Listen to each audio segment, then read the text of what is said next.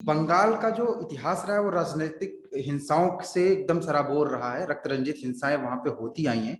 अगर हम बात करें भंग आंदोलन 1905 से लेकर के 100 सवा 100 सालों का जो बंगाल का इतिहास रहा है, राजनीतिक इतिहास, चाहे वो 47 की विभाजन की विभीषिका हो, चाहे 71 में घुसपैठ की विभीषिका हो, या लगातार कम्युनिस्ट और कांग्रेस के काल में हुई राजनीतिक हत्याएं, और अभी जो तृणमूल के काल में चल रही हैं, क्यों बंगाल में ऐसा क्यों होता है? इसका एक अगर हम रूट में जाएं कि आखिर बंगाल में ही क्यों होता है, बाकी किसी स्टेट में तो नहीं होता। देखिए, हम तो जब भी पहले बंगाल के बारे में पढ़ा करते थे पाठ्य पुस्तकों में, और कितने महापुरुष हमारे बंगाल से आए, तो एक अलग छवि थी बंगाल की। वो छवि थी कि अर्पण की भूमि है, ये तर्पण की भूमि है, ये शांति की भूमि है, ये क्रांति की भूमि है, ये जनगण मन से वंदे मातरम तक की भूमि है, रविंद्रनाथ टैगोर से सुभाष चंद्र बोस, अरविंद विवेकानंद की भूमि है। लेकिन आप 100 साल से देखिए, रक्त रंजित हो रखा है, ग्रहण लगा हुआ है इस पर। और किस लिए? आप देखिए, 3 बार तो विभाजन हो गया।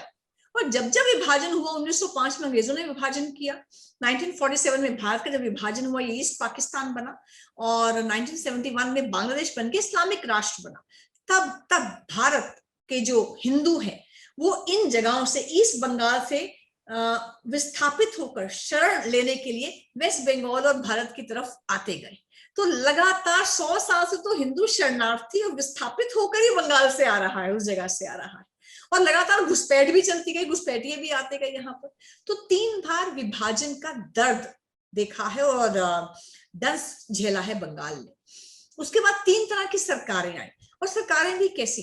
कम्युनिस्ट सरकार आई जिसने लगभग 34 साल तक राज किया। कांग्रेस की सरकार आई जिसने लगभग 30 साल तक राज किया। अब ममता बनर्जी की सरकार है जिसमें मुस्लिम्स का वर्चस्व है, वो लगभग 10 साल से राज कर रही है।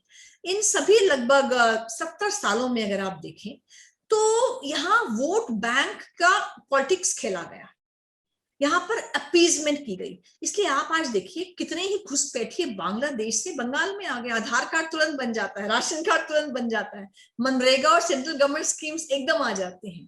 कहते ना, आइए ना हमारे बंगाल में, यहाँ सब कुछ एक दिन में मिल जाएगा आपको। तो 27% जनसंख्या जो वहां पर हुई है, डेमोग्राफी चेंज हुई है। यहाँ का भारत का मुसलमान भी था, घुसपैठिया भी था वहां पर। अब 27% वोट बैंक है। जो इसको नर्चर करेगा मुस्लिम वोट बैंक को, सब कुछ उसी का होगा, सरकार उसी की होगी। तो इस कारण से हिंदू हितों का हमेशा यहाँ पर ह्रास हुआ है, वो सेकेंडरी रहे हैं। प्राइमरी रही है वोट बैंक पॉलिटिक्स। किसने सोचा भी नहीं इनके बारे में। आप देखिए, अगर मैं देखूं, 3 तो बड़े हत्याकांड हो गए। आप तो उसमें बहुत छोटे रहे होंगे, मरिया झापी का हत्याकांड 1979 जनवरी में। वहां बांग्लादेश से हिंदू शरणार्थी आकर रह रहा था, 3 तरफ से घेरा गया, सीपीएम की पुलिस ने गोलियां दाग दी, उनको वहां पर समुद्र में कूदना पड़ा, उनको मगरमच्छ खा गए हिंदू शरणार्थियों को, हजारों लोग मर गए। आनंद मार्गी हत्याकांड 1982 अप्रैल में, सन्यासियों का इतना बड़ा समागम हुआ बंगाल में, दोनों ओर से उनको घेर लिया गया और पेट्रोल डालकर जलाया। कितने ही सन्यासी जल गए इसके अंदर। तुम्हारा वहां पर ऐसी इतना बड़ा समागम कम हुआ। सैनबारी हत्याकांड, ये तो कांग्रेस का परिवार था, सीपीएम के लोग आए, दोनों भाइयों को जान से मारा, उनके खून को चावल में मिलाया और कहा मां को खा। इतनी बर्बरता।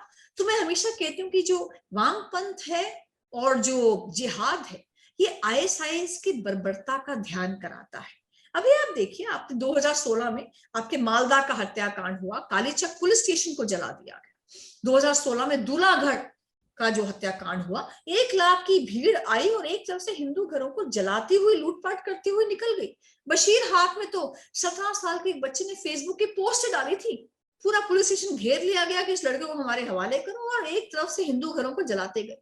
यानी ये तो हमेशा से ही बंगाल में हो रहा है, कितनी बार हो गया। लेकिन सोशल मीडिया उस समय इतना इफेक्टिव नहीं था, मीडिया ने इन रिपोर्ट्स को रोक लिया, चुप हो गए। सभी यहाँ के सीएम्स ने कहा it's a simple law and order problem. लेकिन आपके हाथ से बंगाल निकल रहा है और हिंदुओं का वही हाल हो रहा है जो बांग्लादेश पाकिस्तान में होता है। किसी ने आगे बोला ही नहीं, किसी ने चिंता भी नहीं की। मैं इसलिए कहती हूँ थैंक्स टू आवर स्टार्स कि आज मोदी सरकार ऊपर है, जो हिंदू विरोधी नहीं, वो किसी के विरोधी नहीं। वो कहते हैं कॉन्स्टिट्यूशन का पालन कीजिए, यहाँ सेक्युलरिज्म है, सर्वधर्म संभाव है, सभी को समान हक मिलेगा, सभी को न्याय मिलेगा। नीचे सोशल मीडिया है जो चुप नहीं करता, जो किसी संसद सत्ता सरकार का मोहताज नहीं है। सोशल मीडिया बोलता है, और आज सोशल मीडिया नहीं बोलता, बंगाल का सच नहीं दिखाता, तो शायद इतना बड़ी और भयानक स्थिति वहां हो रखी है ये हमें मालूम भी ना चलता। Namaste. Please remember to subscribe to us and switch on the notifications for this channel. For our other social media links, more content, and to support our work, please visit citti.net. Dhanyavad. Namaskar.